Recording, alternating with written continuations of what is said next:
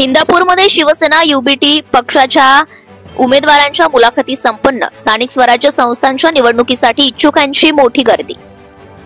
इंदापूर तालुक्यात आज स्थानिक स्वराज्य संस्थांच्या निवडणुकीसाठी शिवसेना उद्धव बाळासाहेब ठाकरे पक्षाच्या उमेदवारांच्या मुलाखती संपन्न झाल्या.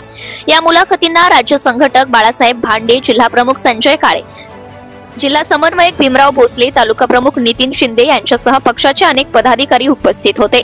इच्छुक उमेदवारांची मोठी गर्दी इंदापूरच्या शासकीय विश्रामगृहात यावेळी पाहायला मिळाली.